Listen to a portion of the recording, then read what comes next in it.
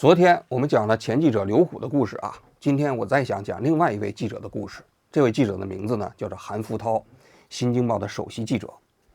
我一说这个名字啊，我估计很多人都会非常熟悉啊。没错，前年7月份啊，震惊全国的油罐车乱象的调查报道就出自于这位韩记者之手。我个人认为啊，这韩记者啊是过去10年中国目前的新闻界里头最牛的调查记者。为什么这么讲呢？你想啊，当时的油罐车乱象里面啊，他一共拍到了2辆油罐车混装，就是先装这个煤制油，装完煤制油之后呢，然后也不清洗，直接就装豆油。那么这2辆呢，一个是在河北的三河，一个是在天津，他都拍到了。他这个节目播出之后呢，那有关部门就成立调查组啊，人家这个国家级的调查组经过缜密的调查认定啊，在全中国几十万辆油罐车里头，只有韩记者拍的这2辆油罐车存在着混装现象，其他的通通没有混装。那你想想，那这就不得了了，全中国几十万辆油罐车都没有混装，就这2辆混装了，那你这不是大海捞针吗？除了拉煤制油还拉啥呀？啥都拉，糖呢，蜂蜜还有那个糖蜜。那是不是像那种大豆油也能拉？能拉，食用油。人家韩记者就能够在这大海中间把这全中国唯二2辆油罐车给捞出来，那你想想这水平高不高？所以我觉得他真的是全中国过去10年来最牛的调查记者了。去过好几次都没见过我，他也不上去看吗？谁上去啊？没人上去，看也不怕呀，你怕啥？那个看着挺干净，你怕啥呀？就是这位韩记者啊，最近又出了一篇比较重要的报道。什么报道呢？他就说啊，在湖北啊襄阳和宜昌那个地方啊，那很多精神病院搞骗保。我了解的乡是20多家精神病院，这全面啥都全面，总不面路面都有。按那个人头费的话，固定一批人他就有赚的嘛，稳赚不赔。我们可能走到20几个60块。60多个福利院的。你说精神病看的这么情况吗？想给你2碗药喝嘛，也没有说的啥检查。迷的这个目的是赚钱，是黑钱。又不愿意让护工干活，这是让病人干的。4万，那样子。管了管一天到晚。现在好多都出不去的，相当于监狱的。怎么骗保的呢？事情的来龙去脉是这样的啊。他当时接到线报，就说在湖北襄阳那个地方有几十家精神病院，都是最近几年成立的，很多还是民营医院。他呢就觉得好像有点不太正常啊，所以在去年11月份的时候呢，他又到了襄阳。到了襄阳之后，你发现呢，那个地方这精神病院老好了，你要到那儿去住院的话，不要钱，吃住的不要钱，看病也不要钱。然后呢，你要是给医院介绍病人的话，医院还给你提成。那都不要，都不要钱，那住院都不要，医药费也不要，不要钱，只要住3个月以上。医保吧，长期住的话可以不吃他这个东西。他能住多长时间？可以一直。生活费也可以给你免的。医疗费都是免的。您长时间住的？对，都是。你不能在外面这样说啊，其他人随便问你，你就说是要收费的啊，你不要说多少钱，你说我现在没有钱，我欠着了。要说是我们不收的话，人家医保和卫生局都要说你。那400块钱到1000块钱之间啊，这韩记者就觉得好像有点不太对啊，他就拿出他自己的法宝卧底，他呢就到医院里头去应聘去了。应聘做什么呢？做护工。护工呢那个门槛不太高啊，所以他就很顺利的就混到医院里头去了啊。到了医院过程中间，他发现这医院里头存在着很多不可告人的秘密。什么秘密呢？首先，这医院里头收的很多病人呢，都不是真的精神病患者，有假的。你比如说，有些人自称到那是可以戒酒，戒酒的话，你想跟精神病有什么关系呢？医院说没事儿，来吧，然后还可以给他伪造病历。如果你纯粹的戒酒，就好比酒一来，他医保是有人他是不给你报销的。我们可能要酒精所致有点那个精神问题，他才给你。如果你没对社会有害，或是没产生那个医保，他是不管你的。你给他写上了没有酒精引起的什么行为？对，行为或者那是障碍，这个就是我们不朝网上报，反正家属自己知道。他进去以后发现那里头啊，实际上很多患者根本就不是精神病患者，就是普通的人，可能把那里当成养老院了。那医院为什么要招这些人呢？医院招这些人的目的啊，是为了骗取那个医保资金。怎么骗呢？这些病人到了医院里头啊，医院就给他们每天写这个治疗费，一天130块钱到200块钱之间。然后其实呢，吃药呢都非常简单。那些民营医院有的呢连 CT 都没有，有的买了个 CT 连个医生都没有，纯粹其实对这些人就没有什么治疗。但是你想想，一天搞了130到200块钱，这个治疗费，那一个人1个月的治疗费啊，可能大概就是5000块钱。这5000块钱医保都给报销，一年不就6万吗？骗保，住院没有收钱，收了500多天，一共是64000多，家属没有出钱嘛，都是他自编自导。这个甚至这个入院签字，我非所有监护人都没有签过字。那你一个病人6万，100个病人就是600万呢，那这简直是太好的生意了啊！所以呢，医院里头啊，各种各样的，实际上没有什么精神疾病的人都在那里头接受治疗呢。最可笑的是啊，他说那医院里头其他的护工，还有那看大门的，也都在那医院里住院。你也在医院住院啊？你这是为啥在这住院？戒酒呗。也是干护工，然后也住。也就是说，平时负责看大门，负责当护工，然后呢，如果有关部门来检查的时候啊，他就变成了住院病人。那么这些病人对于医院来讲就是摇钱树啊，所以医院也舍不得让这些病人出院呢。那怎么办呢？都是那个点烟，我是没得啥事，现在也只是稍微轻微的一点点儿。1个月了，是不是那都在说呀了？都住了4、5天了，他这儿那个医保好保险。4个月多，4年期限多大事？进来的多，出去多，人都不一样。那就让这些病人假出院。所谓假出院，就是好像这个出院手续上啊，办的是这些人出院了，其实这些所谓的患者还在医院里待着呢。他是办出院了，那谁要来？他出院只是个假象，他人还是没走。然后过了几天，比如说7天10天，让他们重新办住院手续。那医保部门呢要检查呀，那医保部门定期到医院检查的时候，就把这些假出院的病人都给藏起来，然后那些平时是看大门的，还有那个护工，这个时候穿着病号服到那医院里头假装当病人去了。这个报道一出来啊，当然引起了非常大的轰动啊。当地医保部门呢就马上成立联合调查组，对这个医院呢进行调查。要我说啊，实际上我看了那个报道之后，我觉得那个当地的医保部门呢跟这些医院之间可能也有勾兑。为什么呢？你想想啊，这些医保部门要到这些医院去检查，他都是每周固定的时间去。你有点名了。医保局一定去。医保点名的就是说，一个人不能在这里常住，住一段时间要出院，最多的一次60个。都80个了。对，他们点名的时候躲着，实际没出院。那固定的时间去，那边都演练好了呀，就把那些出院的病人都给藏起来了，看大门的也变成了患者。那我就不太理解了，为什么这些医保部门到这些医院去检查要固定时间呢？你完全可以不固定啊，那给人感觉好像就有一些勾兑，对吧？另外，作为医保部门，你去检查的时候，我不知道他怎么检查啊。我的想法是，一个普通的记者在那儿卧底几天，都能发现这惊天骗保的秘密。那你作为医保部门，国家的一个职能部门，你每个星期都到那儿去检查，为什么发现不了呢？你比如说，你把这个医院的住院单、出院单、病人的这个名字你都拿出来核对，你不很容易就发现了这个患者假出院吗？那为什么这些医保部门迟迟都没有发现？我也不理解啊，怎么要等这个有关部门啊调查最终的结果啊，我们才能够有发言权。我今天想讲这个故事是想讲什么？就韩福涛最近几年啊，一直在坚持做着各种各样的卧底调查，这个挺了不起的。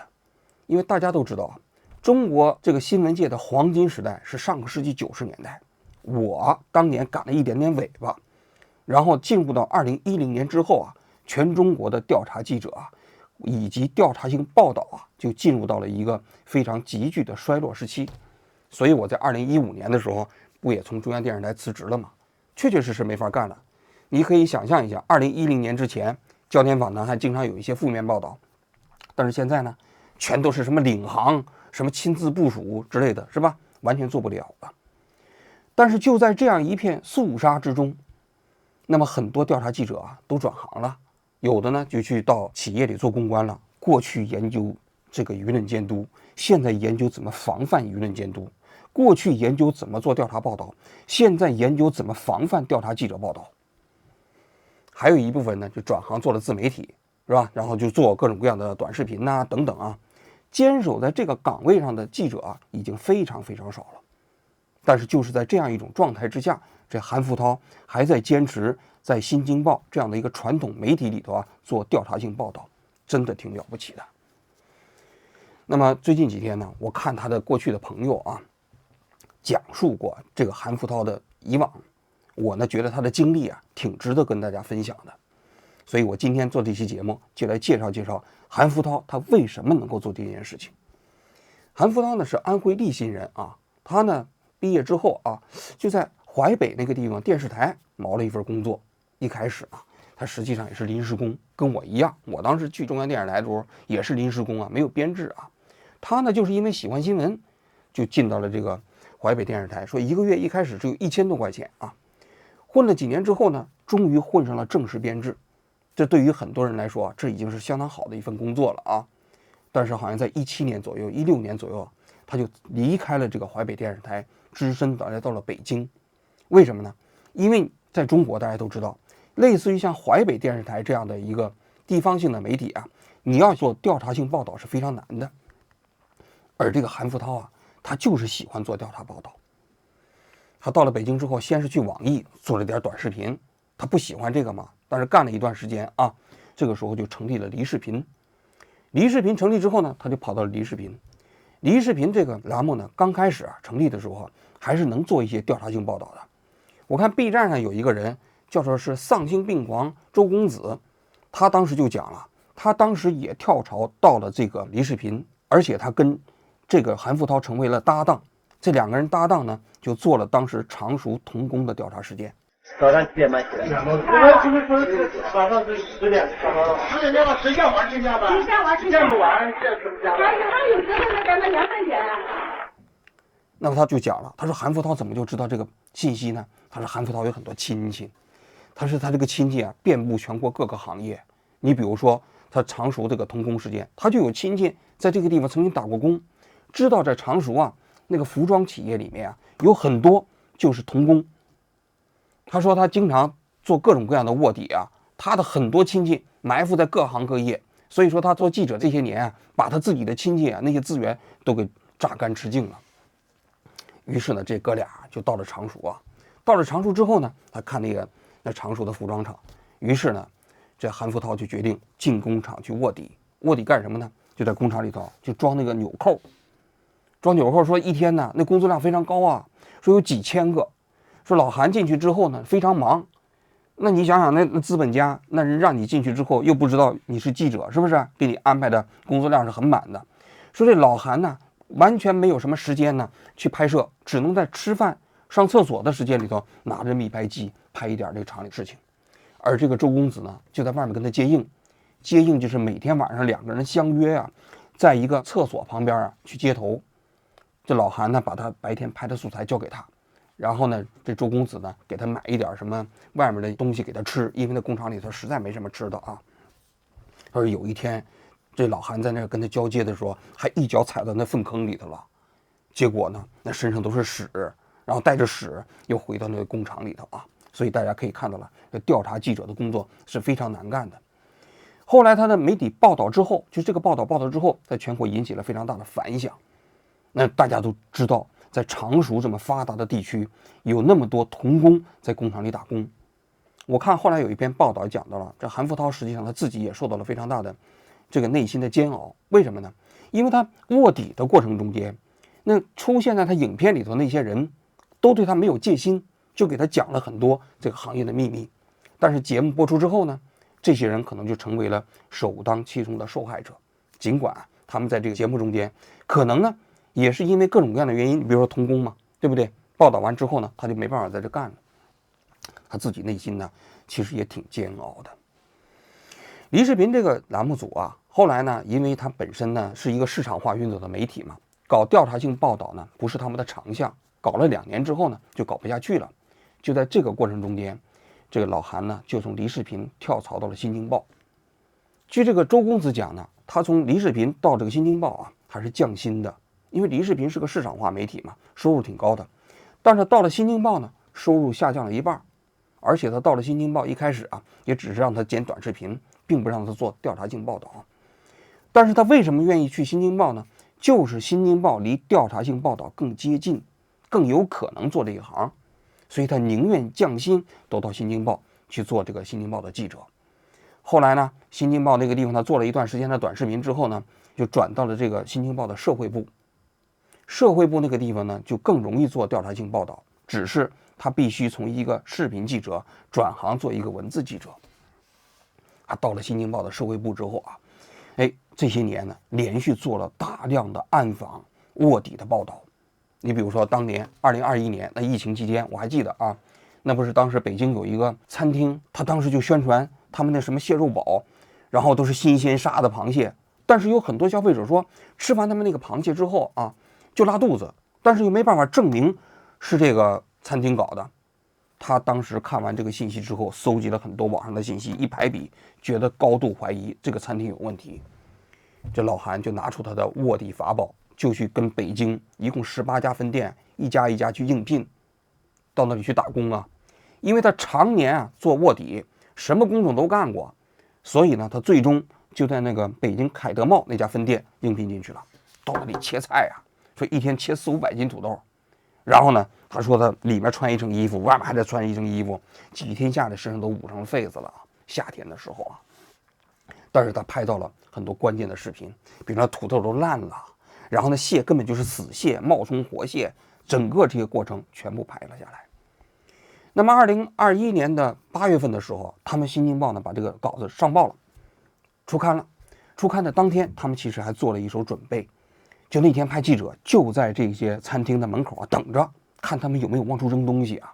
因为他那报纸一出刊，那上午的时候，他们那个餐厅就出来说我们没这事儿，对吧？食品没问题。然后中午的时候，国家有关部门就成立调查组了，然后呢，餐厅就开始扔各种各样的食材啊，全被他们拍下来了。这种做法就让我想起了当年我们在央视做调查报道的时候经常采用的一种方式。那当年我们焦点访谈不是有一次就拍那当地啊，那个就是用石粉掺豆粉做假嘛。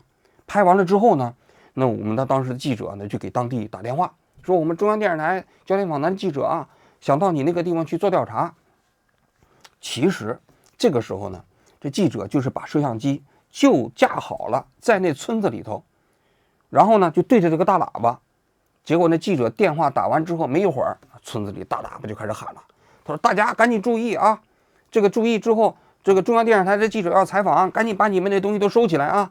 这当年是中央电视台焦点访谈的经典画面，就把当地政府跟这个造假的作坊之间沆瀣一气，相互勾结啊，制假贩假的那个状态全部拍了下来。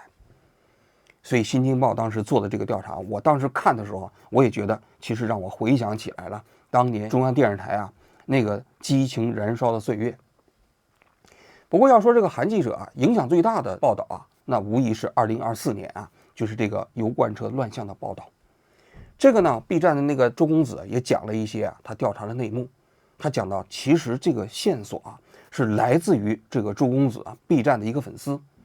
这个粉丝呢，大概是在2023年的时候啊，把这个信息告诉给了他们，告诉给了韩记者之后，就讲说，就是有一些全国的油罐车啊，拉完煤制油之后拉这个豆油，但是呢，他没有提特别详细的信息，因为他是业内的人嘛，他也害怕被打击报复嘛。那么作为调查记者的这个选题来讲，这种选题做起来非常难，为什么呢？因为你看似有一个线索，但全国各地你想一想，你要想拍到整个这个过程，那你基本上就是大海捞针。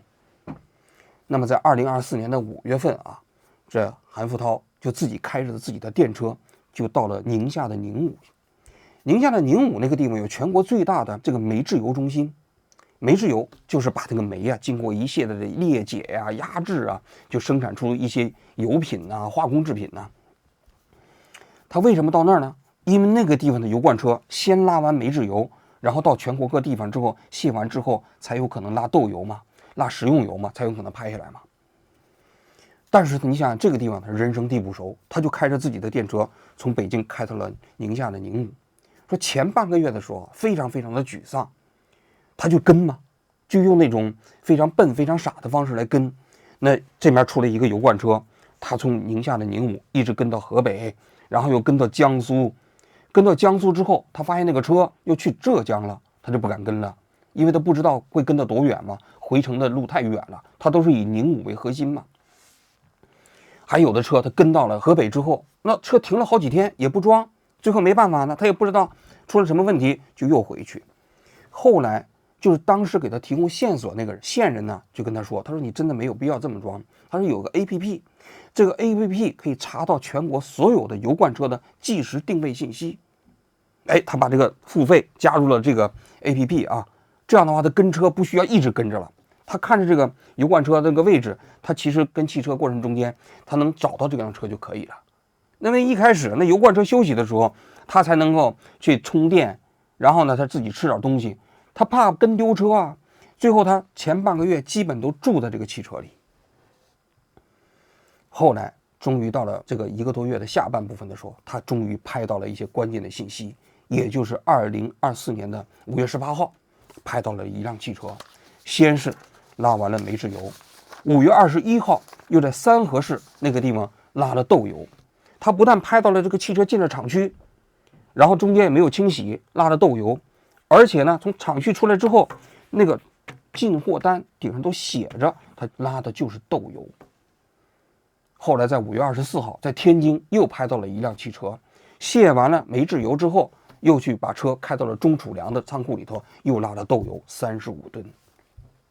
整个这个过程中间证据链是非常非常清晰的，非常非常扎实的。所以这篇报道出来之后，立刻在全国引起了一场旋风。国家有关部门不开始出来调查吗？调查的结论就是说，就这2辆全都被韩记者给发现了。但更重要的是啊，这韩记者在报道中间，我觉得还有2点他做得非常好。他并没有简单的拍到这个现象为止，他也在这里头探讨了为什么会形成这种非常荒唐的局面。一方面是因为市场中间内卷，大家呢都没有利润，如果你不顺便再拉别的这油的话，你这个油罐车拉一趟可能赔钱，那就是因为市场的这种恶性竞争导致的。另外一个就是中国并没有强制性的食用油散装运输的这么一个标准，只有一个推荐标准，这个推荐标准那底下人就不会认真执行嘛。所以当他这个报道出台之后，国家有关部门就在2024年的8月份制定了一个就是食用油运输的散装的强制性标准。这个强制性的标准啊，就规定你食用油的油罐车跟其他非食用油的油罐车不能混合使用，甚至包括食用油，你在低品食用油和高品食用油之间，在运输过程中间也要清洗油罐。应该说，韩福涛的这篇报道改变了中国一个行业的管理标准，应功莫大焉呐。所以我就说他真的是非常了不起。也正是因为他这篇报道，他在2025年的时候获得了中国新闻1等奖。那这是中国记者啊行业中间最高的奖项了，中国记协颁布的啊。但是我看那个周公子啊，在他那个节目里头讲述了另外一个故事，我特别受触动。他讲述的是韩福涛帮助一个傻子来申冤的过程。这个所谓的傻子就是一个残障人士，就是他在家乡里头，就是他有一年春节回家，听到的同学给他讲了一个故事，讲了一个什么故事呢？就是有一个残障人士被冤狱关到监狱里头9年的时间。他听到这个信息之后，觉得特别不可思议，就开始进行调查。事情的原委是怎么样的呢？就在他们老家立新，有一个村子里头啊，有一个叫李四强的这个人。这李四强啊，他智力不太好，所以呢，他们家很小的时候就把他申请了低保。但是这个李四强呢，平时也能干点活。2005年的时候，这李四强啊就消失了，不见了。他们家人找他一段时间没找到啊，然后也就放弃了，也没有报警。他的哥哥叫李奎星，在2011年的时候啊，突然收到了一封信，这封信发自河北的石家庄一个监狱里头。这封信呢，就让他的哥哥啊，让他监狱去看看他。他哥一看，他弟弟怎么进监狱了呢？于是呢，就收起行囊，到了河北石家庄这个监狱里头去看。一看，果然自己的弟弟，残障的弟弟，在那监狱里头服刑呢。他哥就问他说：“你为什么关起来呀？”他弟弟因为隔着一层玻璃窗，他也智力有问题嘛，就是支支吾吾说不清楚。他哥哥就给弟弟送一些吃的啊，送一些穿的啊，这些东西啊。一直到2016年，他的弟弟刑满释放了，他的哥哥到监狱里接自己的弟弟李四强，才看到了判决书。这个判决书就讲到他的弟弟啊，在2003年的时候参与了广东汕头的一场抢劫案。他哥就觉得奇怪啊，他弟弟，你想想，他明明这个是一个智障，怎么能去抢别人呢？对吧？别人不抢他就好不错了。那事情到底怎么回事呢？那是因为2007年的时候啊，南京市警方就在做人口普查的时候，就在这个李四强身上搜到了一张身份证。当时李四强跑到南京去打工去了，这身份证的名字叫刘希文。这刘希文是当时汕头这个抢劫案过程中间的一个案犯。2003年，这刘希文呢，他们几个人在汕头那种搞抢劫，一共8个人呢。抢劫完了之后呢，其他几个人都被抓起来了，刘希文跑了。那么刘希文的身份证怎么出现在了这个李四强身上呢？那就不知道了。那么李四强身上搜到了刘希文的身份证，当时南京市警方就把李四强给抓起来了，给送到了广东汕头。那事后那询问笔录显示啊，那么这李四强一口承认他就是刘希文，而且对犯罪地点、自己的出生年月、籍贯什么的对答如流。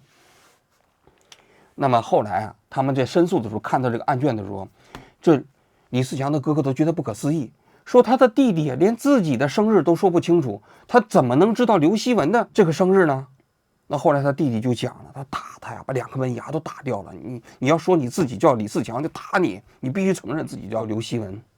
后来在2007年的时候啊，这李四强就被以刘希文的名义判处了有期徒刑12年，送到了河北省石家庄的监狱里去服刑。他到了石家庄的监狱服刑的时候啊，这监狱的狱警就觉得不太对，为什么呢？因为他这个判决书上写的刘希文呢，喊刘希文，这李四强不答应。后来呢，就辗转的做工作，发现这个刘希文实际上叫李四强。那狱警就觉得不对啊，就把这信息就给报上去了。报上去以后啊，你别说，人家汕头那边法院还是挺负责的啊，就跑这边来核实。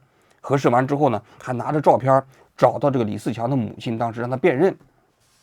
最后证明，这个所谓的刘希文其实真的就是李四强。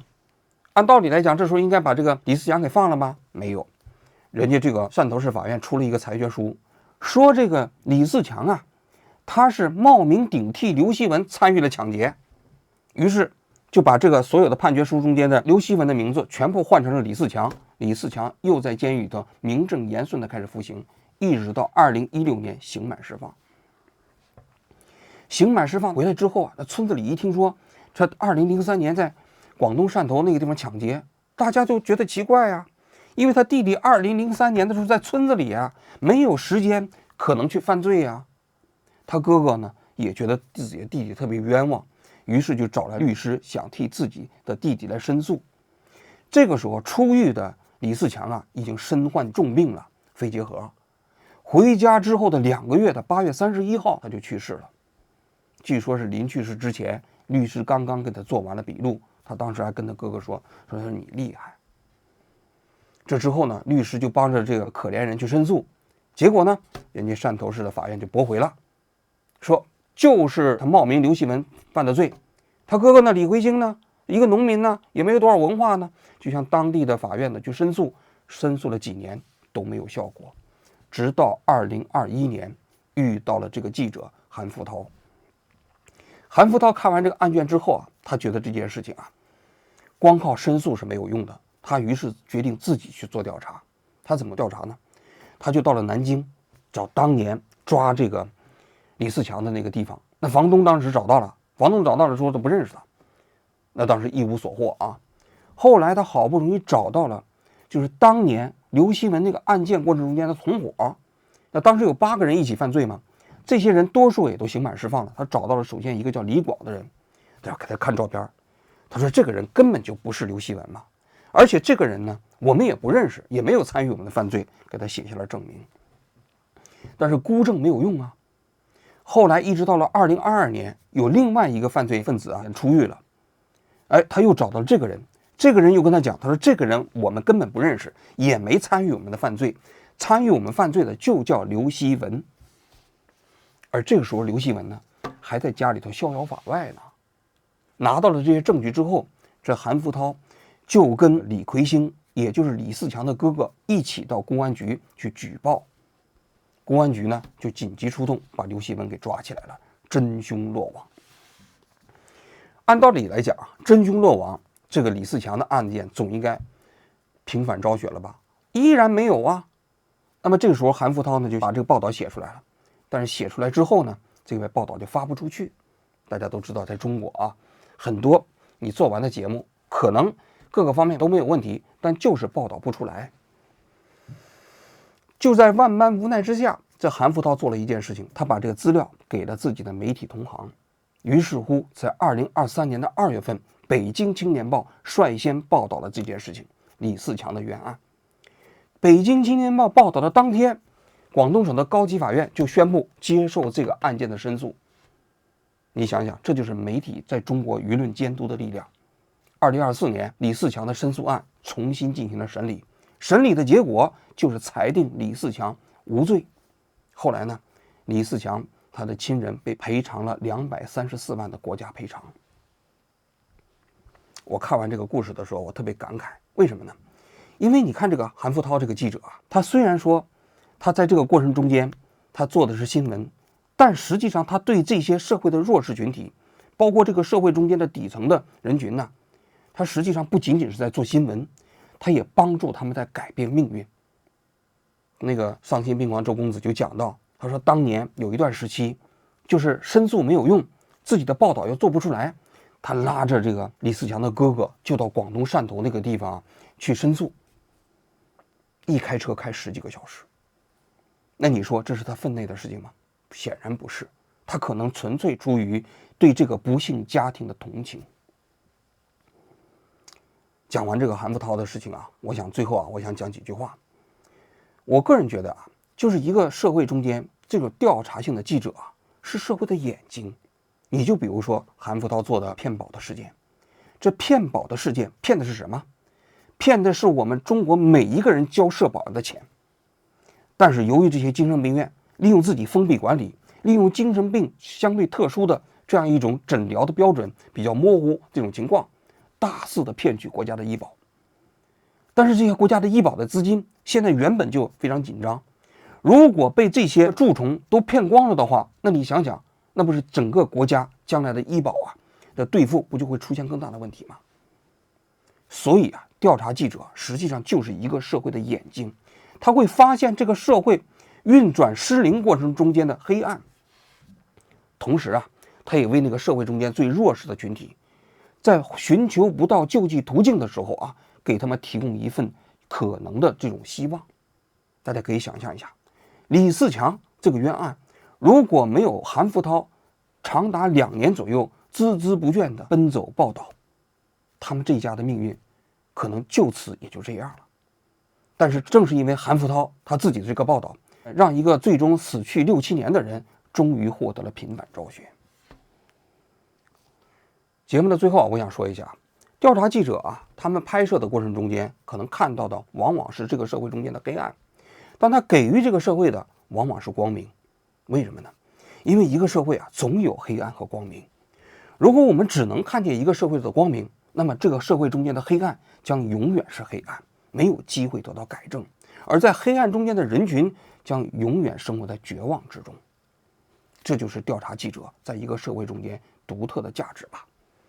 我也知道在今天调查记者在中国已经非常稀少了，非常稀缺了。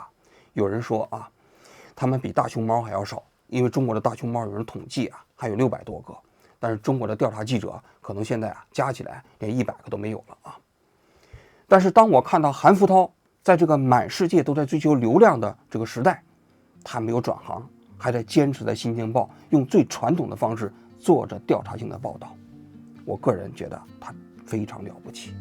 他在让整个这个行业里头薪火相传，他不仅仅给调查记者这个行业还有一份尊严，也给整个社会残存了一份希望。所以我在今天的节目最后要特别感谢一下韩福涛，也感谢各位收看今天的节目，谢谢大家。你就是送煤制油来着？这边你知道煤制油都干啥了？厨房上去过好几次都没见过我。他也不上去看吗？谁上去啊？没人上去。看也不怕呀，你怕啥？这个看着挺干净，你怕啥？每天早上来实修10几档，让我可做作业，不要钱的，都私人自己家，那搞得跟那鸡圈招生一样的。我了解这乡是20多家鸡的蜜源，人口才500多万，肯定不可能到处开都是跟我们这儿这个牛肉面馆似的。如果你纯粹的解酒，或者酒一来，它医保是永远它是不给你报销的。我们可能要酒精所致有点那个精神问题，它这个。如果你没对社会有害啊，或是没产生那医保它是不管你的。那协商那个有酒精引起的什么行为？对，行为或者啥子障碍，这个就是我们不朝网上报，反正家属自己知道。一个病人一天100多，2公这嘛，往前170，钱借了，以前俺是130块钱，一个人40块钱，俺上住了50个人，开20次。早上几点半起来？我就是早上是10点上班了。10点半谁下班谁下班？谁下班？谁下班？这是不下班？他有责任的，咱们2块钱。